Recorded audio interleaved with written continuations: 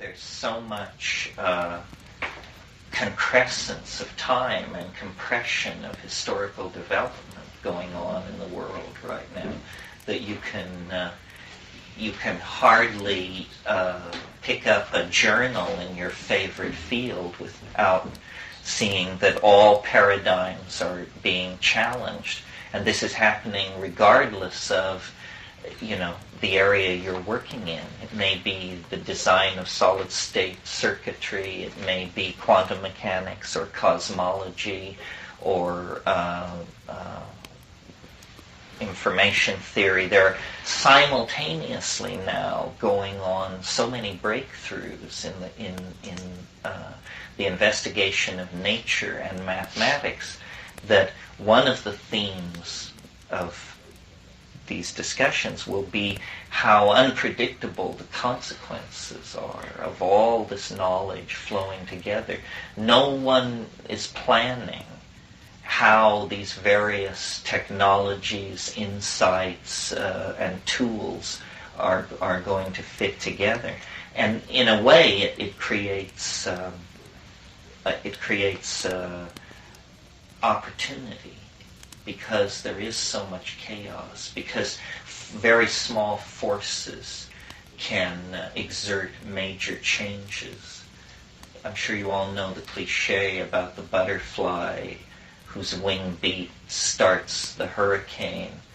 I got a fax the day before I came down here saying that Interpol had put out an all-points bulletin for that very butterfly and was attempting to corner it and to halt the hurricane season. So they do take this stuff seriously. So I would just to review some recent developments that may or may not be related to each other, but they are certainly related in the sense that they are all occurring right now. Some of you may have followed the detection of the top quark in a recent series of experiments at CERN in Geneva. Well, this essentially ends an entire program of nuclear and particle physics that's been carried on since the 20s. Now the quark model of matter is essentially complete in its more modest formulation. All the predicted particles have been detected. There is good agreement between theory and theoretical formulation. And this represents the culmination of an effort to come to grips with matter that's been underway since the Greeks. And it essentially, in 1994, the general sense is that it's now pretty well nailed down. This is astonishing and ends a whole intellectual effort that, as I say, began with the Greeks, gained momentum with Newton, gained incredible intellectual focus throughout the 20th century, and is now completed. It's the equivalent of the sequencing of the human genome in biology, which is the next subject that I wanted to mention, which is this project, which was slated to be finished around 2020, is now probably going to be finished well before 2000, because once they got into it, they discovered that it's like riding a bicycle. The more you do it, the easier it is to do, and very, very sophisticated computer-driven chemical simulation techniques have been invented, and the human genome is just filling up like a crossword puzzle day by day, week by week, as we speak. Could you explain what that is? Oh, well, every organism in nature is specified by a unique sequence of chemical labels called nucleotides, and they are stored in the DNA. And this nucleotide message, in the case of human beings, is like up to 20 million units long. And it's basically the script for a human being. Now, whether you get you or me depends on whether the switches are set in up and down positions, but all human beings have the same gene sequence, it's called. And so if you can sequence, if you can determine the human genome, you can predict the occurrence of all kinds of hereditary diseases and, have a kind of utopian approach to medicine where everyone throughout their entire life knows what they are at risk for, and in contemplating any possible pairing for procreation, just down to a gnat's eyelash what the child's genetic predisposition for various diseases and enzyme deficiencies and this sort of thing. Well, so this is happening, and at a startling pace. Can I ask you something? Sure. So if you say that it's predetermined, is that like, do we have anything to say about it? I mean, can you prevent then? Oh yeah, you can definitely prevent, because you see, if you can locate where on the genome the defective gene is. How do you spell genome? Genome. N-E, okay. If you can locate where in the genome the problem is for any genetic defect, then you can design a repair gene that can go in there and actually just scissor the bad piece out and put the good piece in. And this is not science fiction. This is being done in the laboratory now, and it's happening. The main point of what I'm talking about tonight is all these crazy, far-out Flash Gordon things are well advanced, and yet, and the other point, highly ignorant of each other. So that the cross-fertilization process that is really going to make all this come into a kind of new paradigmatic order hasn't yet been revealed. Okay, so, other items.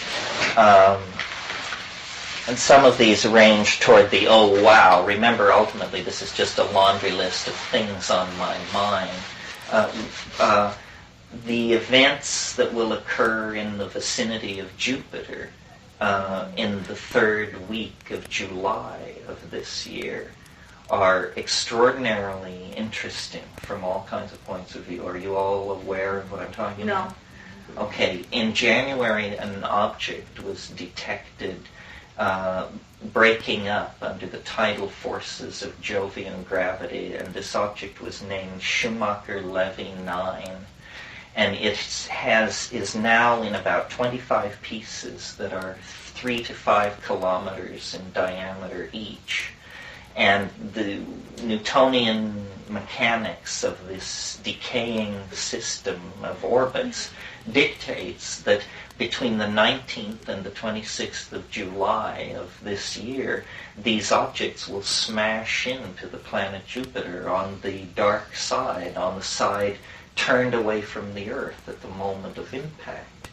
But because, well, it's a fascinating event for many reasons. First of all, it's going to churn up an enormous amount of material from deep below the cloud tops of Jupiter, and within 6 hours, the parameter will turn into view of Earth-based telescopes. Whoa.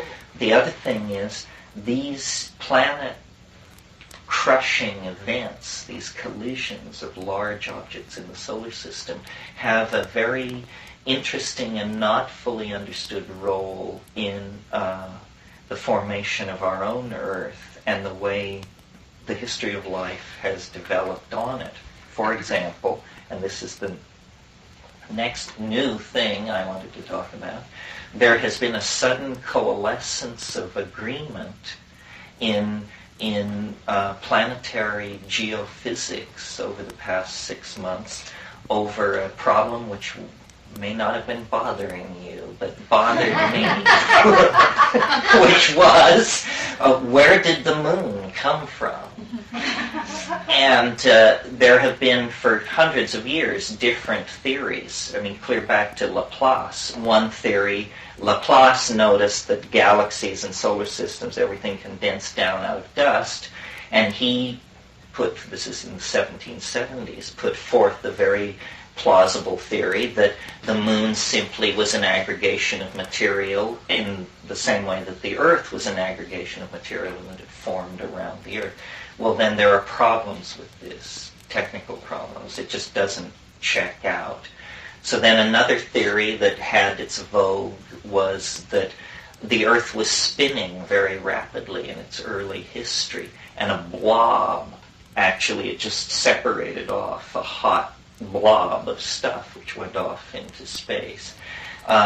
Suddenly, new techniques for analyzing Apollo rocks and stuff brought back from the moon and all kinds of conferences and so forth, they figured it out. And the answer is extraordinary, and none of the above.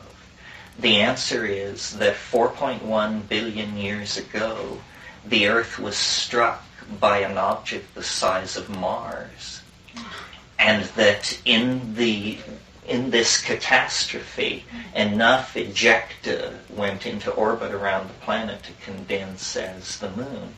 It's remarkable that such a catastrophic and dramatic theory could get unanimous acceptance in the field of planetary science, where all this stuff is most haggled over. What was the planet the size of Mars that hit the Earth? Was it Mars or? No, it wasn't Mars. It doesn't exist. Its core has now sunk into the core of the Earth. It had an iron core.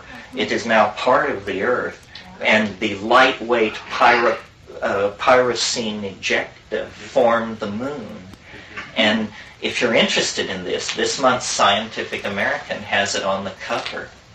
A photo of the event. So, just extraordinary revolution in theory in a very fundamental matter, because, some people claim that the moon was captured and that it was captured as recently as 65 million years ago, and that the complexity of mammalian phylogeny is related to the presence of the moon, and now all that's out. The moon is very old. It emerged in this catastrophe basically at the moment of the solidification of the surface of the Earth. It was a climactic event that came at the end of a series of asteroidal infalls that basically built the planet. So then, other things. How does that tie into this thing with Jupiter then?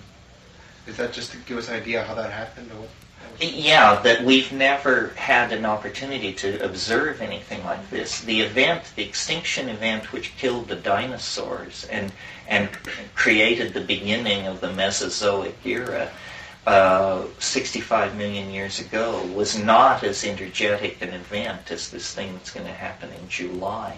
It was very interesting to watch how the scientific press played this thing, because like Schumacher-Levy 9 was discovered on January 9th, and the Bulletin of Astrophysics on the 12th broke the news to everybody who wasn't already following it on email or something. And they called it a once-in-100-million-year event, which, interesting that this once-in-100-million-year event would occur at a moment when human beings have instruments on their way to Jupiter. So then within a month, they had it down to once-in-a-million-year event. And now I think they're saying nobody has any idea. This may be once every 100 years it happens. But it's very interesting. The explosion will be so large, and since it can't be directly seen by Earth-based telescopes, the energy release will be measured by measuring the flash of reflected light off the moons of Jupiter.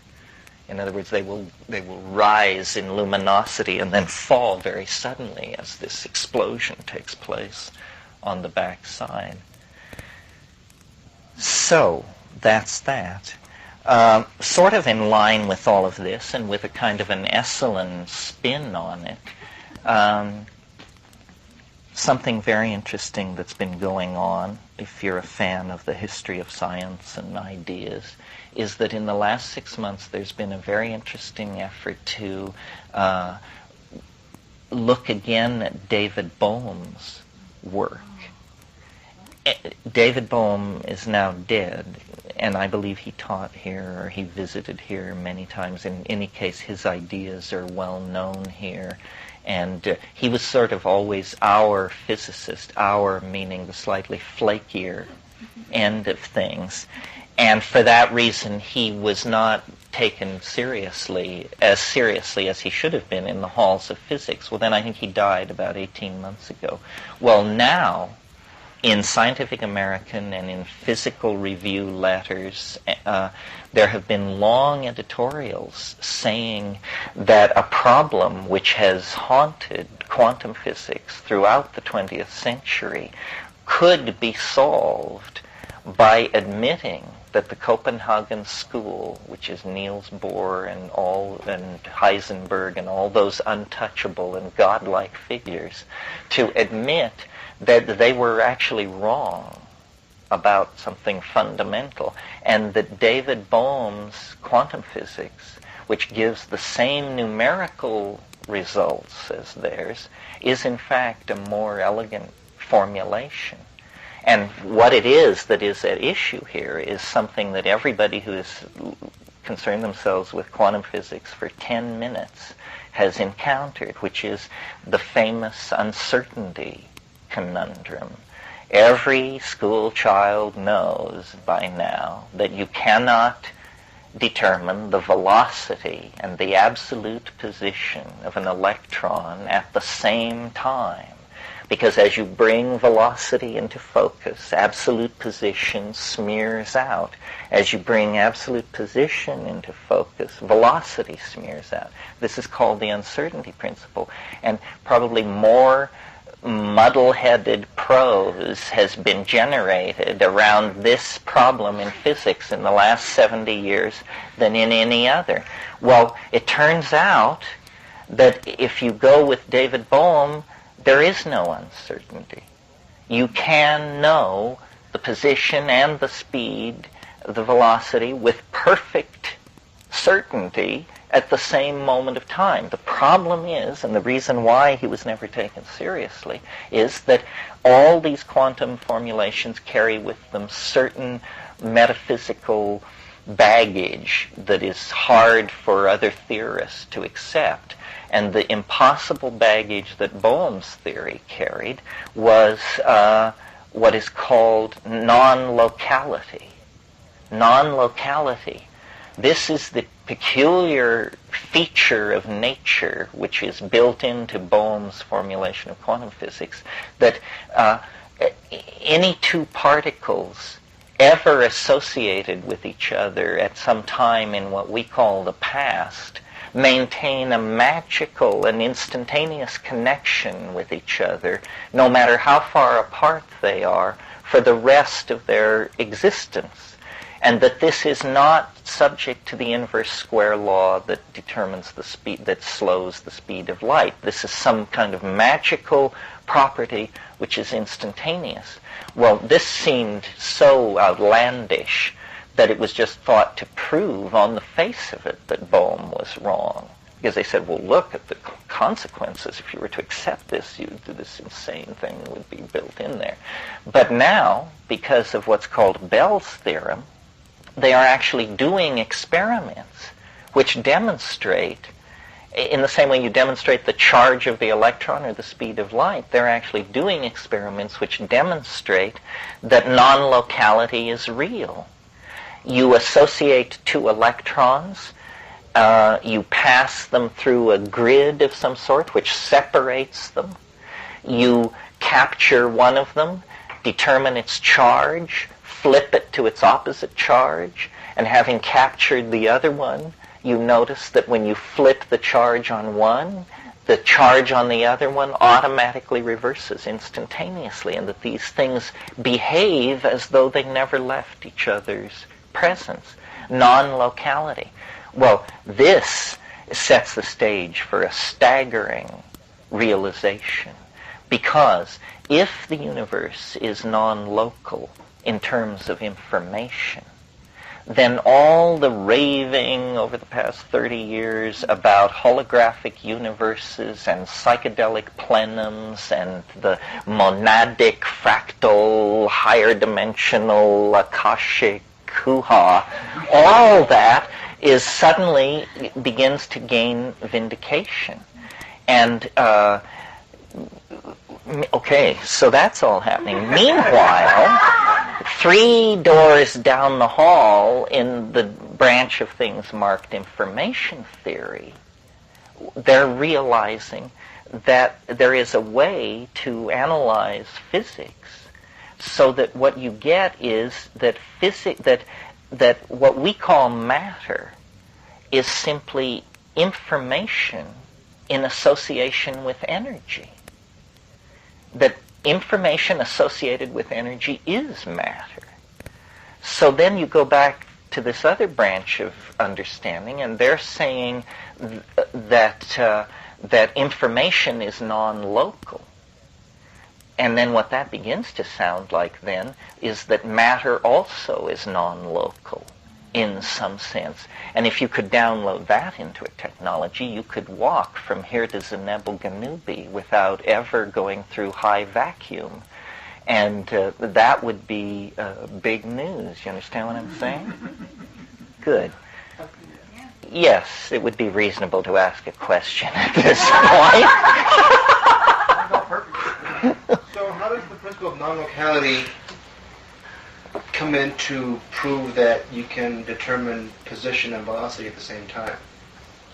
Oh, it doesn't. It's simply that as a consequence of accepting the parts of his theory which allow you the absolute prediction of velocity and position, you get, as a kind of, you can't not order it, side dish, this non-locality thing.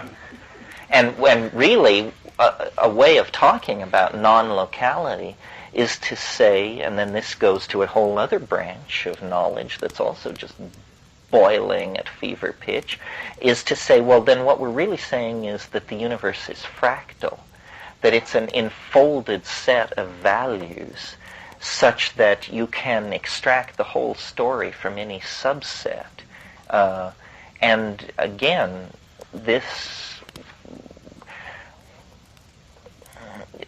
all of this, complexity theory, chaos dynamics, fractal mathematics, what's happening is that the computer is allowing us to go beyond the mathematical objects of Greek philosophy, which were, what did we have? We had the cube, the perfect circle, the dodecahedron, so forth and so on, and then through the genius of Newton and Leibniz and that crowd, the infinite set of ellipses that we could extract from the section cone that allowed us to do calculus, that allowed us to do modern science, but that's sort of where it ended, with Newtonian mechanics and then statistical mechanics to handle the quantum. But now, with chaos dynamics and fractal mathematics and complexity theory, we are actually producing mathematical models of nature that are more like nature than anything we've ever seen before. And it's, in a sense, the culmination of the holy grail of a certain branch of human thinking, that out of numbers and their relationships, which are, after all, objects in the human mind, whatever that is, comes this incredible close correspondence to nature, which is the most remotely removed and ontologically independent thing we know vis-a-vis the human mind.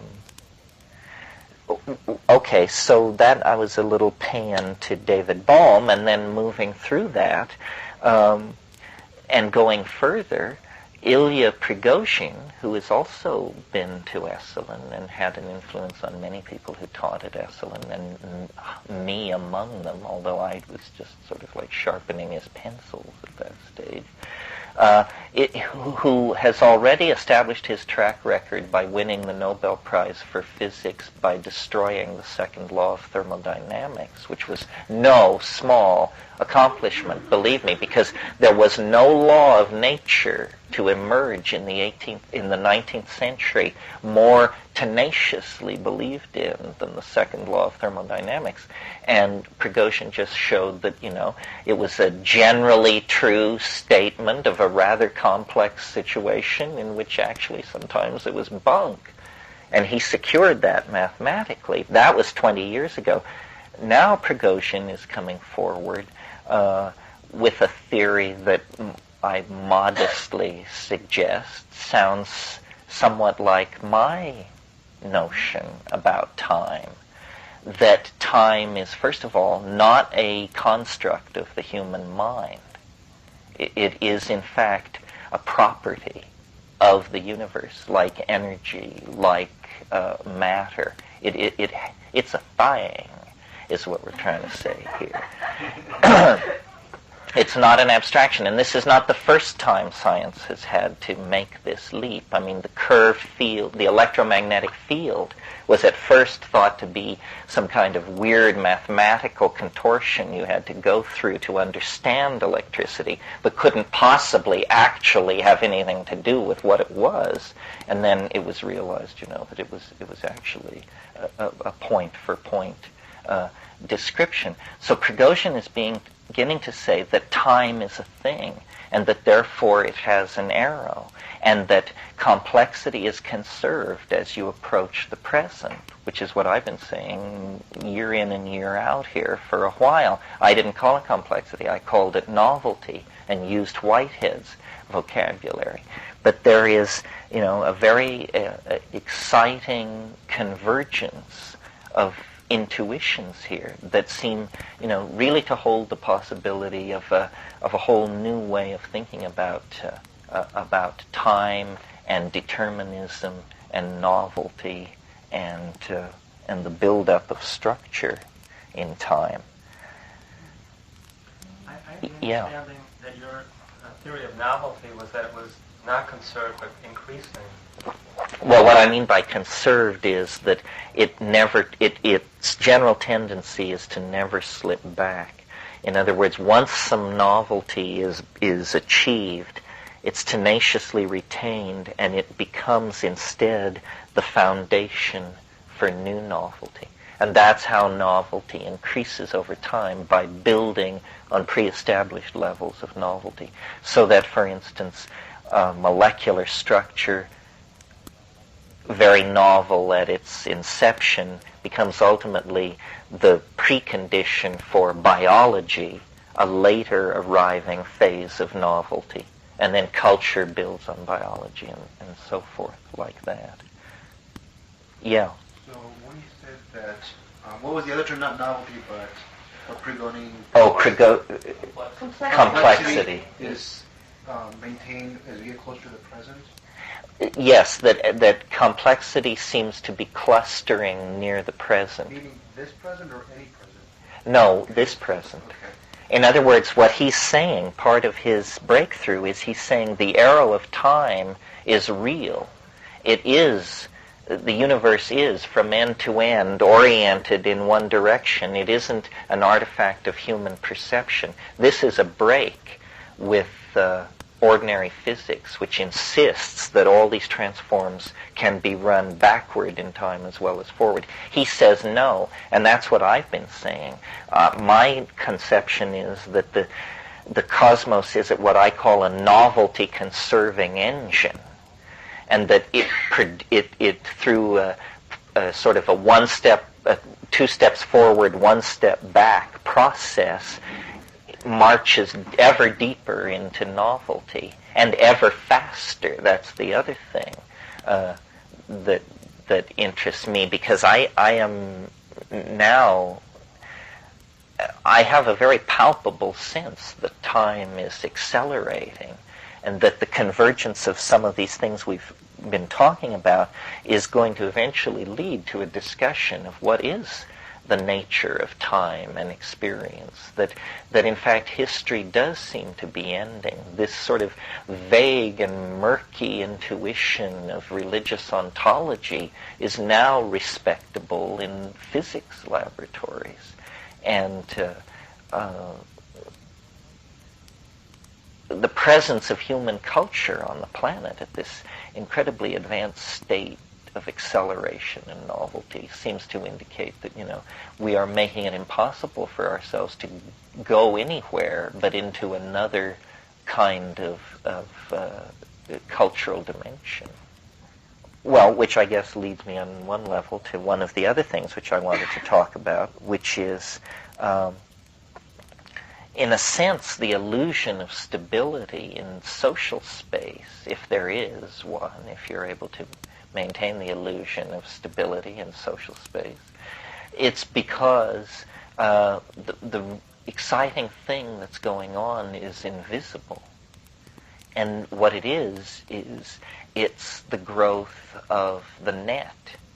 It's the rise of the web, which hour by hour, day by day, is reaching around the planet deeper and deeper and deeper. The number of people getting email has doubled every 6 months for the last 5 years. It's doubled every 6 months. If this goes on at the current rate, every man, woman, and child on the planet will have email before the year 2000. And of course, there's nothing to see. There's nothing to touch. I mean, there's some appliances involved, but they're quiet and in the background. And yet, what it is that the human neural net, the unconscious of the species, is actually being hardwired as an artifact. We're pouring glass and gold and silicon down the microtubules of the racial imagination, and as it were, making a kind of casting of the state of the human imagination at the close of the millennium. And to what degree this imaging of ourselves in silicon will ever reach a limit is hard to tell. I mean, we've begun with the past. We're archiving it, we're virtualizing it, we're creating databases that allow us to stroll around in it. But more and more time will be consumed, and eventually the only choice will be to allow it to flow over into the presence. And, prosthesis is already practically a way of life. But, what's coming is very hard to imagine. And Prigozhin, to loop one of these concerns back to another, Prigozhin got his start studying traffic theory on freeways.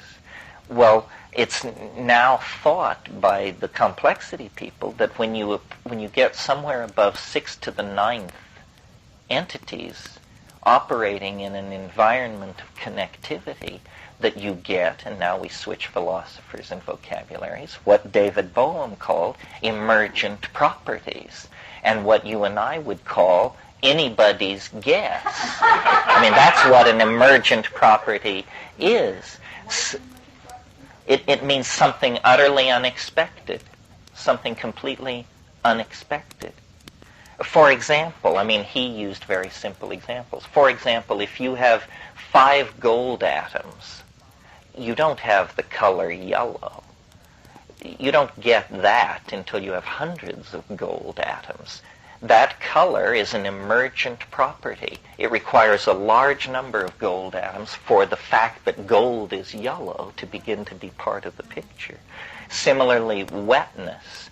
If you have a water molecule, it is not wet in any sense that you can relate to. Wetness is a property of thousands of water molecules.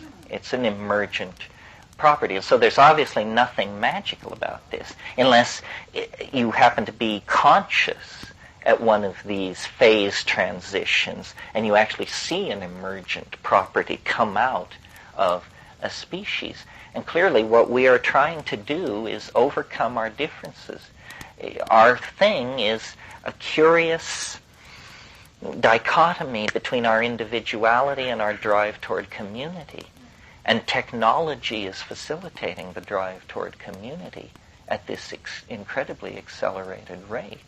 Traffic is accelerating. Traffic is accelerating. And, my enthusiasm for psychedelic states of mind, I see simply as a kind of aboriginal precognitive anticipation of this state of electronic data fusion and information transparency that is being put in place. Essentially what we're doing is we're realizing our cultural ideals, whether we're conscious of them or not. And one of our cultural ideals is agape, Christian love, or transparent telepathic sharing.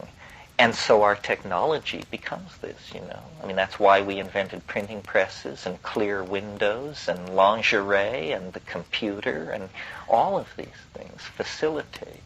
Do you think that, everybody's reading the Celestine prophecy. What do you think about that? I think that's goes right in line with what you just said. Well, O. Henry said, never read a book till it's 5 years old. And I don't always follow his advice, but in the case of the Celestine prophecy, I'm kind of weird. I was very embarrassed a week ago or 10 days ago. I was in New York City, and I was with some friends of mine who were in a rock and roll band, and they were on the Letterman show. So I went with them to the Letterman show for the taping of the show. It was the Spin Doctors. And I had never seen the Letterman show. So I kept saying to people, is that Letterman? The janitor would go by, and then, because we were there an hour ahead of time. So I'm not very au courant with these cultural icons. I wish the author of the Celestine prophecy, he, she, them, or it, whoever it may be, good luck. A he. But I do, if what I've been able to glean from the ether about the Celestine prophecy is that it is a species of anticipatory, visionary breakthrough, right? Saying that the world is going to change beyond our possibility of recognizing it. I think this is absolutely true. The details are where it gets tricky. Part of my notion of how we should all behave as we move toward this attractor or this transcendental object that is the telos of the historical process is to just try and spread calm and good vibes so that people, it's like a roller coaster, the sign which says, do not stand up. People should not just keep your mouth shut, keep your hands on the handlebars, and, you can yell your head off if you want, but do not stand up, please. Just a word about this, to the immense boredom of half the people in the room who've heard me say this before, but this question about anticipations of the millennium, the way I think of it is that huge events have a kind of backwash into the past. They are not cleanly divided from the time which precedes them, so that before they happen, you can almost feel the certitude of their arrival. And so this thing that lies ahead of us now, not very far in the historical continuum, is the grandmother of all of this kind of thing. And social theories, philosophers, psychedelic trips, visions had in the desert, all of these things will just organize themselves like iron filings around the presence of this object ahead of us in time. And so, in a sense, all of history is an anticipation of the end of history. And the closer you get to the end of history, the clearer the anticipations become. So, when you're 2,000 years from it, it's something about how God and man will be fused in one body, and a Messiah will take a chosen people into a land of milk and honey, and that's the best anybody could do. That's the clearest image anybody could get of what the deal was. So then circa 1948, you're up to, the Rigelians will come with enormous ships and advanced medical techniques and teach us how to clean up our earth and love one another and grow food from the sea and so forth and so on. Turns out, no, that isn't it either. And as we get closer, the amount of prophetistic speculation is just going to grow exponentially, because all the old systems of thought are failing. And all the old systems of thought are capable of doing is denying the obvious, which is that the Earth is on the brink of the greatest change since the end of the Mesozoic, But people don't like to think about that, because all they can think about is, the possibility of personal extinction. Technology, religion, psychedelic drugs, archaeology that could at any moment spew something out of the ground that would completely scramble everybody's notion of what really did go on or something. And I'm not a face on Mars guy or some malarkey like that, let me make that clear. But still, you have to be open to the fact that something might come along. Well, what else do we want to say about that? Let me see if I covered my list. I think we were talking about the nets and the webs.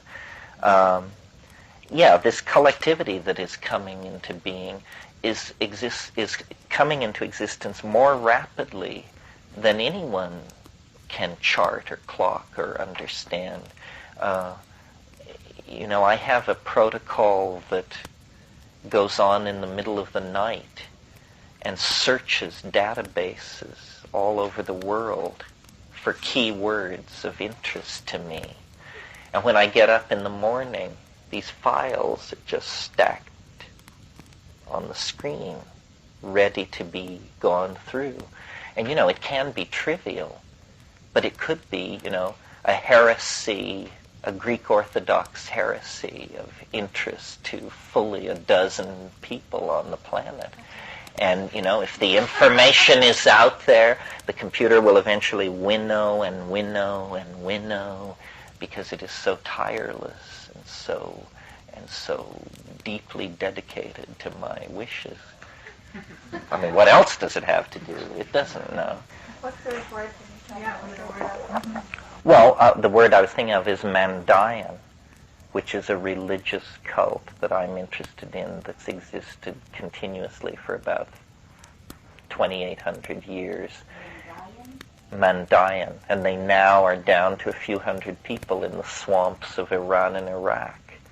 And I wonder about the state of their community. I wonder how they came through the Gulf War. I wonder if they were able to preserve their very strict kosher laws and a bunch of other things. I mean, you may wonder, why do I care about this?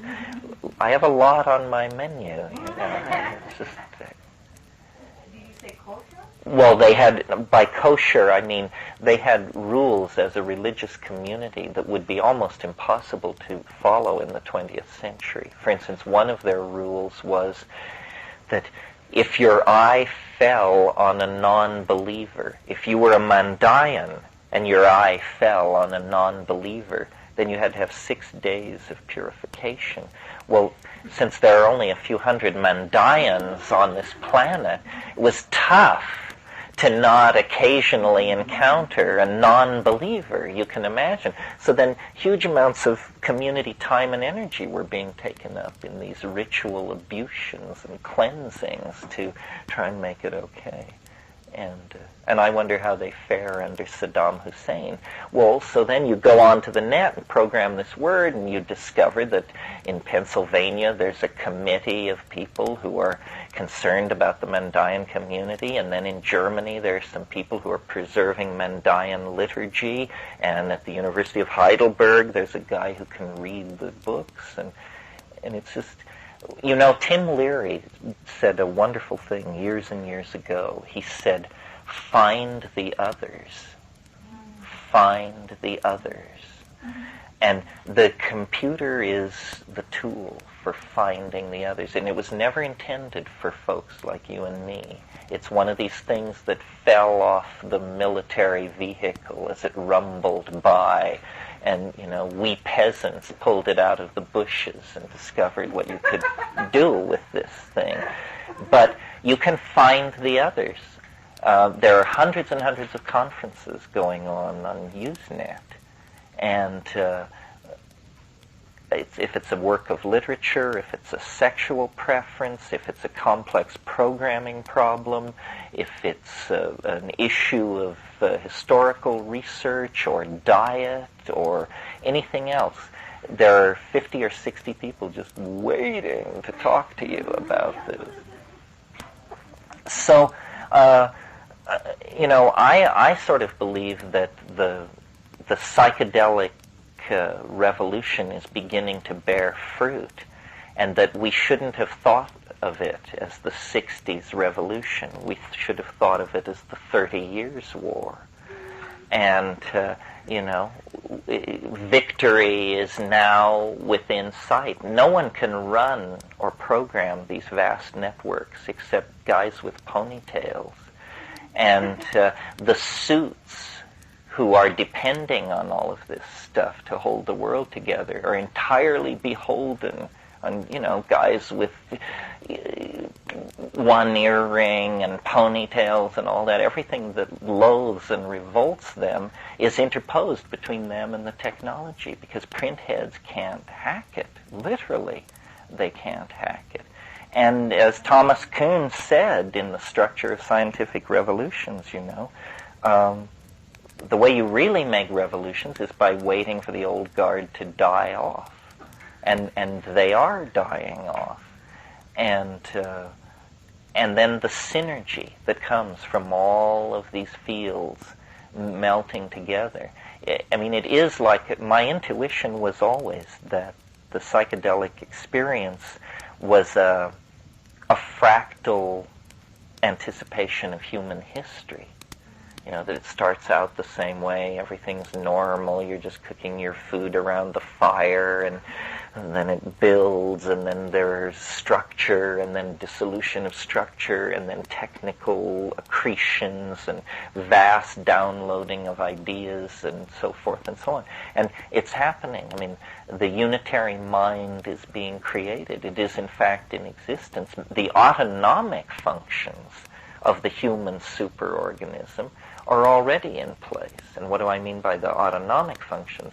I mean the daily pricing of gold, the computer transactions that characterize the banking system. This is all going on all the time. Machines are talking to machines, moving billions of dollars around, setting the values of currency and precious metals and commodity. I mean, most of this is on automatic. Human operators are only called in when unexpected fluctuations are picked up inside the system. And yet it's not clear, you know, what is being maximized. The topmost level of control is only assumed to exist. This is very exciting. We all assume that if you follow these trees of control up and up, finally at the level of the IMF, the World Bank, the National Security Council, someone is running it. But it's actually not true. It isn't a tree. It doesn't lead to focal nexus of control. It's a net. It's a web. And, you know, when you realize this, you realize that a very large amount of power is in your hands. The people in this room, even if a couple of homeless have crept in here this evening, which is not likely, the people in this room probably represent the upper 5% of the most powerful manipulators on the planet. Because if you just have a telephone credit card, you're in the upper 10% of the powerful manipulators of information on the planet. Yeah, a calling card. And if you own a power book and an email address, you are a member of the 20 million elite that is running the planet through the cybernet. And talking to those people, changing their minds, interacting with them, is the way to steer it. And they are not the suits. They are not the guys chewing the black cigars. They're a much more malleable and open crowd. It's hard to pass a capitalist dominator through the keyhole of cyberspace. You have to be young and lean and mean. Tattoos help. That sort of thing. Could you say something about artists and, say, religious or spiritual sages who would might look at the technology that you've been talking about and the science that you've been talking about and say, well, we've known this all along. This is sort of old hat, or and how you integrate that sort of state of consciousness is much different from the scientific way of seeing things. And where these people? Well, you mean like yogins or something like that? Shamans that have no need for these ideas. Well, shamans, I think, are a good case in that apparently they have no need of these ideas. And what I mean by that is their societies are at dynamic equilibrium, left alone, they seem to do fine, so forth and so on. India, I would argue, shows no such ability to deal with its problems. I mean, socio-politically, it's a mess. They should be, and in fact are, very interested in this kind of technology. You see, the difference between Eastern and Western religion, I mean, there are many differences, but an important one for what we're saying here this evening is that Eastern religion is basically timeless. When time is invoked, it's either in the Hindu system where it's chasms of eternity, and they're just cycles upon cycles, or it's the time of Taoism, which is the time of a moment and an insight. The weird thing about Western religion, Judaism, Christianity, and Islam, and all the cults that they have spawned, is the insistence that God will enter history, which is a crazy idea. That God will enter history. At a given moment, it will be redeemed, and the hell of toiling for our daily bread and the whole thing will somehow be made right by God's direct manifestation at a certain point. And this idea finds just no support in the East. So then when you ask about how these religious teachers relate to this technical thing, to me, the more interesting relational approach to it is through somebody like Teilhard de Chardin, who I take as my direct inspiration. I never read de Chardin that carefully when he was hot, but since I've come out where I am about all this, I've looked back at it, and he and I are basically in 100% agreement, except I go further. I say the date, and he is crafty enough in his Jesuitical way to stay away from anything so likely to expose you to scorn and ridicule. But what he's saying in The Phenomenon of Man is that we are now generating what he calls the noosphere. And the noosphere is the atmosphere of technical accretions and electronic information transfer and electromagnetic fields, VHF, UHF, so forth and so on. And that this is part of evolution. his great insight was to see geology, biology, and sociology as a continuous spectrum, and McLuhan talked a lot about Teilhard de Chardin.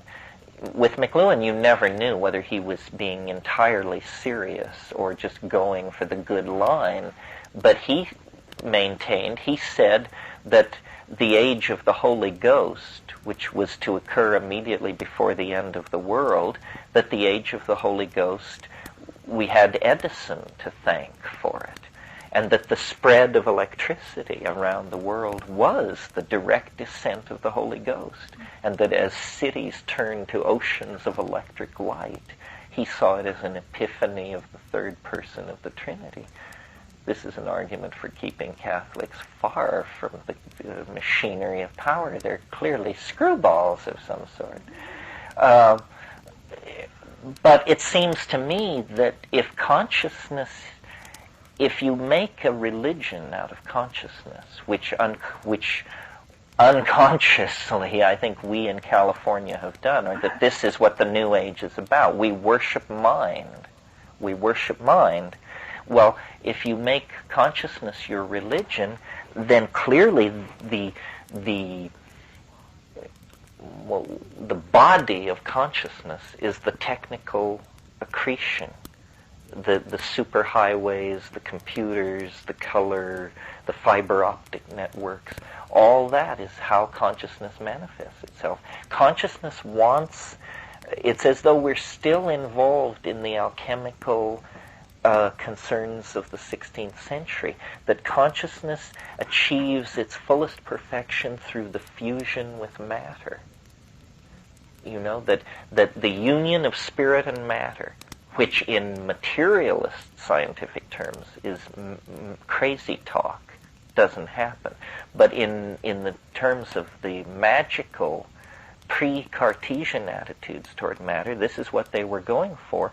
And in a sense, Mircea Eliade said this. He said, it's ironic that the 20th century, with its scorn for the magical notions of the 16th century, has achieved the full program that those notions set forth. In other words, changing of lead to gold, we do this. It costs a lot of money, but we can do it in our reactors, our cyclotrons. We change lead to gold. We sequence the genome. The secrets of life and longevity are unfolded before us, and then this final thing in the computer. I mean, the computer is the union of spirit and matter, and 5 or 6 years ago, you used to hear a lot of talk about how computers could never do all kinds of things, and they were simply adding machines and this and that. Well, that's a kind of computer, but those voices have grown strangely muted as massive parallel processing and neural nets and stuff like this. So I don't know where all this rests. James Joyce said man will be dirigible, which is like the flying saucer faith.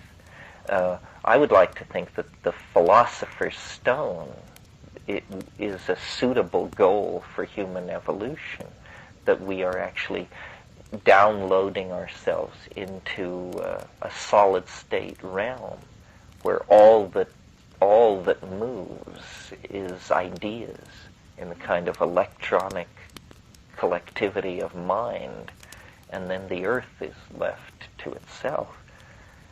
But how this is to be accomplished, I'm not sure. But on the other hand, it's not up to me. I mean, if you read people like Hans Moravec, his book, what's it called? Mind Children, The Future of Machine and Human Intelligence. I mean, there are ideas in there so bizarre and far out, and yet, being discussed by someone with a tenured position at Carnegie Mellon University, that all that really holds us back as these boundaries dissolve is our imagination. The difference between the psychedelic experience and history is that history is real. And at the end of it, you're going to be able to stay there, wherever there is, if you want, and do those things. And I think it's coming very, very quickly. Even the wildest things that we've talked about here to save certain theoretical constructs, such as time machines, are now being talked about in the popular scientific press. There was an article about time travel 3 issues ago in Scientific American.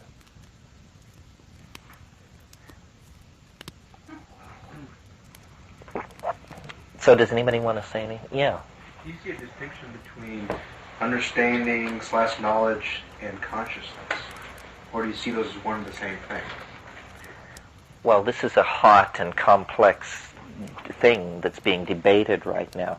The materialists who hold the high ground in neuromolecular physiology, what they like to say, they're very happy with this formulation, they like to say that consciousness is short-term memory plus attention. This is the new buzzword. Short-term memory plus attention. Actually, William James said this first, but it's just been brought forward. And if you think about it, that's a pretty good working model. If you say that consciousness is short-term memory plus attention, then it's probably a characteristic of most animals. And so you get a seamless web. Where it gets complicated is that what we seem to be able to do is build very, very flexible models of future courses of action. And this may be a relationship to long-term memory. The relationship of higher animals to long-term memory is not clear. In other words, a mountain lion hunting, does she retain a memory of an incident with a important learning embedded in it months and months after it occurs? And in what way does she retain it? Does she retain it as a reflex? Or does she actually, as we do, recall? And when we say recall, we mean picture a scene in our minds from the past and run it forward. How, again, well, this leads to something that I wanted to say, that memory, if you wanted to point to an incredible and significant failure, I've been talking about all these far-out things that have been going on, the greatest disappointment in science, I would say, in the last 35 years is the utter failure of science to make any progress on the question of memory. I mean, I've been following it for almost, well, not 35 years, but 30 years, and they're nowhere. They have not gotten beyond the kind of stuff that Carl Pribram was talking about in Languages of the Brain, which was published in 1973, for crying out loud. Walter Freeman's work, creative, brilliant work, no conclusion. The hardcore materialists have gotten nowhere. And this is a central thing for understanding consciousness, because where are the memories? You know, Carl Lashley was the first person to ask this question, and it's never been satisfactorily answered. And, you know, now there are new theories about interference patterns in the brain and this sort of thing. But, you know, when the telephone was new, neurophysiologists like Ramon de Cajal said the brain was like an international telephone network. Now suddenly we have a hot new metaphor, and we apply it to the darkest area of our ignorance, which is the brain. But, and then, you know, you have the hardcore mystics who say the effort to understand consciousness is intrinsically doomed to failure, that brain cannot elucidate brain. And there's something to be said for that. You know, Gödel's incommensurability theorem and that whole thing. I don't exactly understand what it means to say, explain consciousness. Understand it? I mean, what would that mean? Does that mean we would start with a synaptic event and end with an experience? and be able to trace the transition from synaptic event to experience all the way through. I like, and it's a free enough field now, you can say anything you want. I like the idea that the brain is a antenna, not a storage device, and that seeking memory in the brain is like tearing transistor radios apart looking for little men. There aren't little men in there. And so what you have instead is a quantum mechanical antenna. That would make sense, because I really believe nature is a kind of seamless, self-regulating oscillator of some sort. And so it's much more important to be in tune with the larger sets of what's going on than to be isolated from that and somehow inwardly cognizant of what philosophers call an interior dimension of transcendence. I don't believe that. I think, that we are the most existentially isolated of all animal species as a consequence of language, and that part of our difficulty in correctly picturing the mind and its place in nature is the fact that we assume our uniqueness and our isolation and the strength of the ego boundary. But if you saw the brain, that's why, my idea of the culture, the regulation of culture through the psychedelic experience is not that there is something magical about the psychedelic experience in and of itself, but that what it is an attunement to natural harmonics on many levels that we could call, I do call it, the Gaian mind. It's a higher intentionality, but it's not mystical mumbo-jumbo. It's biology, that there's level upon level of pheromones, oscillations, chemical oscillators, all kinds of things that regulate biology besides the gross activation of enzyme systems inside the wetware of an organism. That when you're in the jungle like the Amazon, you see that, this is seamless, this is one thing. It's only my style of knowing that tells me this is a palm tree, this is a crocodile, this is a butterfly. But the way it's all working is it's just genes and gene exchange and life and death and procreation and symbiosis and so forth and so on. It ties in with Rupert Sheldrake stuff too, and I was thinking of idiot savants too, how they, with their minds as an antenna, tapping into this incredible knowledge that there's no way they could have ever learned. Yes, well, I count myself among their number, without doubt. No, that's the only way. I mean, that is how I explain my career, because it has, fundamentally a mathematical basis that's very solid and beyond reproach by all but the most stalwart, and yet clearly I'm some kind of cannabis-smoking lunatic. So how did that happen? Well, it's just the principle of the idiot savant, I think. And that nature is knowable. If you're God's fool, the secret will be given over to you. I mean, it's everywhere. It's in every drop of water. Everything has it in it. That was the alchemical faith, and it's the fractal faith as well. I have a question about the antenna thing, because I understand it in terms of picking up certain ideas or whatever. But when you talk about receiving specific memories that you, as a single entity, have experienced. So is you as an entity have experienced this thing, and now it's just floating out there in whatever. You mean, does it actually call you up and say, "Hey, you"? Is it like that? How is it? What is it that produces that one? I mean, I can imagine receiving certain things that are cultural or Gaian, whatever. But when you receive, you're talking about your own personal memory of stubbing your toe 8 years ago, why is that floating around? Oh, in I my see what you're mind? saying. Well, this is the great problem for all theories of memory. We know that if you live to be 70 years old, that every molecule in your body will be exchanged approximately 10 times. Well, then how is it that a 70-year-old woman can remember what it was like to be taken in the arms of her grandmother and the smell of the perfume that the old lady wore? I mean, that is just an absolute mystery.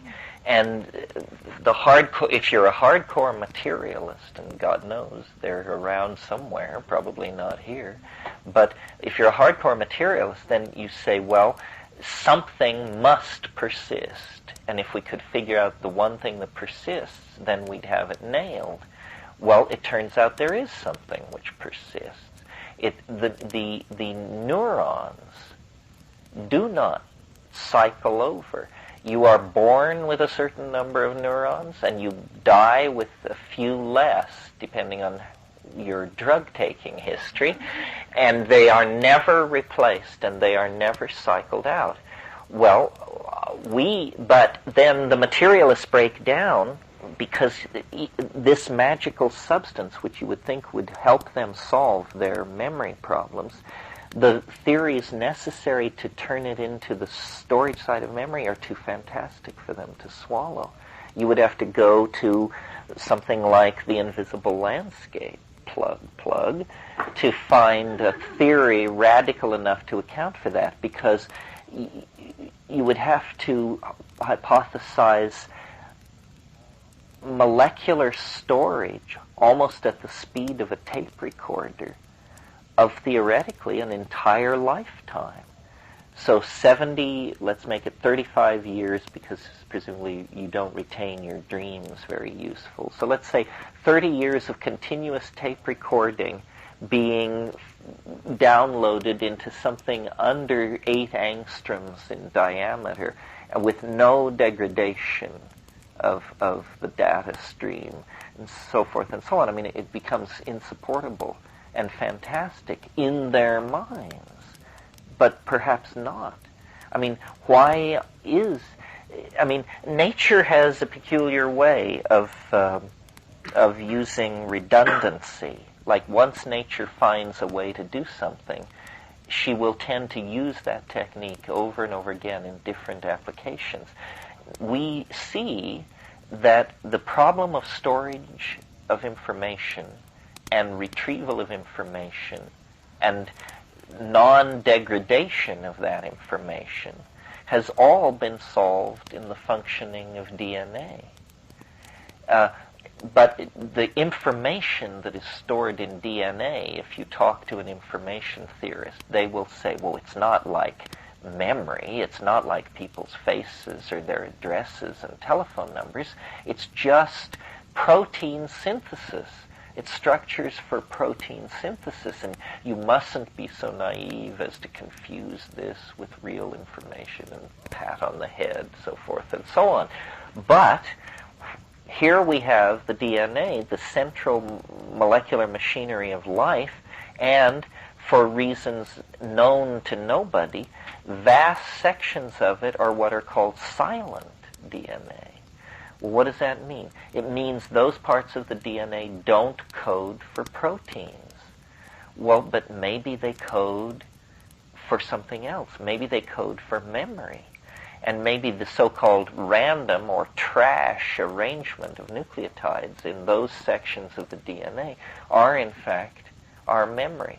I mean, memory is very mysterious, and the mechanism which explains it may involve principles at the edge of or beyond the grasp of current science. I mean, think of it. You know, I have memories going back to 8 months, and many people report memories under 3 years. And often these are movies, you know, the most highly degradable and data-dense form of image storage there is. I mean, that's why it's so maddening to store images, videotape on computers today, because it's so memory intensive, as they say in the biz. And yet this seems to be how we store our memories. Oh, let's see, what else needs to be said? Well, again, this is simply a laundry list of things, cutting-edge concerns and ideas in the realm of what I've left out, and I'll mention it, and then maybe we can knock off, are pop political ideas. I've talked to you guys before about the idea of one woman, one child. I've slightly modified it recently, or made an addendum to it, which is, I think it would be very interesting if every woman had one child. We've talked about that and the social consequences of that. But how interesting it would be then if 75% of those children were female, and that the feminization of society, I think, should not proceed through the feminization of men. It should proceed by dialing down the overall number of men in the society. And I think probably the 50-50 sexual ratio that is actually an artificial ratio maintained by crazed monogamites and their dominator stooges. Not to judge it, of course, but and that usually in large mammalian social animal groups, males are more at a premium, and so that's something I've been following and talking to people. And then lastly, and in a somewhat lighter vein, I want to urge you all to consider the Zippies and their crusade to save the soul of America, which you may not have heard of. Well, that's how it is with crusades. The Zippies are a bunch of English bohemians who are trying to launch a third British cultural wave, following in the model of the Beatles first and Malcolm McLaren and the Sex Pistols second, and now come the Zippies. And they exemplify a certain kind of syncopated house, trance, dance, techno music. And what I like about them is that they operate under the banner of what they call pronoia.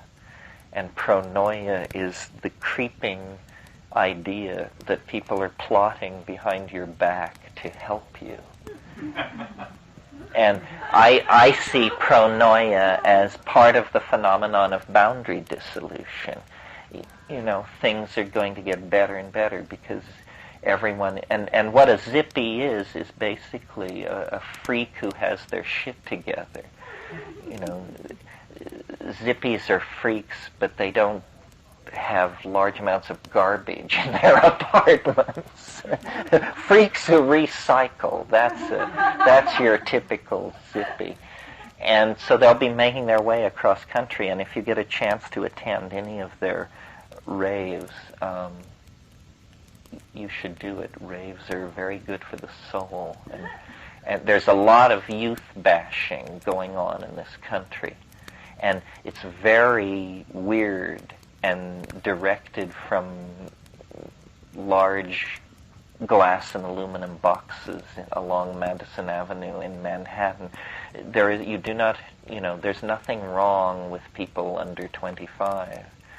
They're fine, thank you. It's the culture that they're inheriting that is so toxic and weird that they don't know what to do with it. Somehow the response of that culture is to stigmatize them and lay down all kinds of horseshit trips about Generation X and this and that and the other thing. I really think the Zippies are the real youth culture, and it's psychedelic and it's experience-based. That's the other thing, something we've preached here over and over again, that the primacy of direct experience is what life is about. Not what Time magazine is telling you, but, how you feel in your body right here, right now. And, the drugs you take and the sexual acts you participate in and the things you do with your mind and body in real time. And everything else is highly abstract and not to be trusted, I think. In New York, I gave a talk for the Zippies trying to formulate what it is, and it's mostly what it isn't. It's about not believing, not consuming, not following. It's about taking back direct experience. If we could feel our circumstance, if we could feel what we're doing to the earth and each other, we wouldn't do it. It's that simple, because it's too horrible. But, you can anesthetize yourself with ideology, with wealth, with distance, with religious obsession, so forth and so on. And then, you can't tell shit from shinola.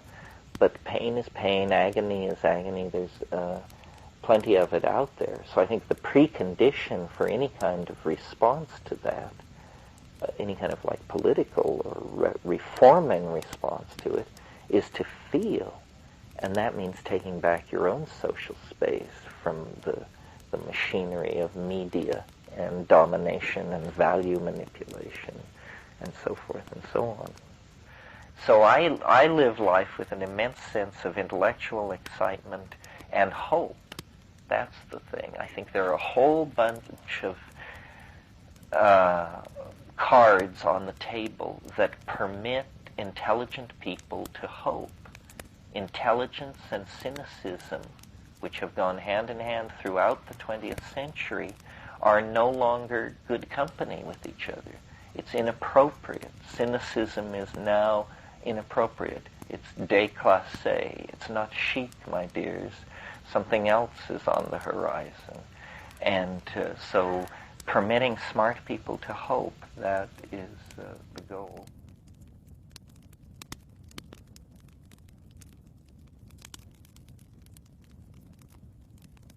What's that? Well, I don't get the powers of the North thing. I'm getting to that. Well, I'm sure it's an interesting story, and You don't believe me, do you? Look. Let me tell you something, young man. One person can have a profound effect on another. And two people can work miracles. They can change a whole town. They can change the world.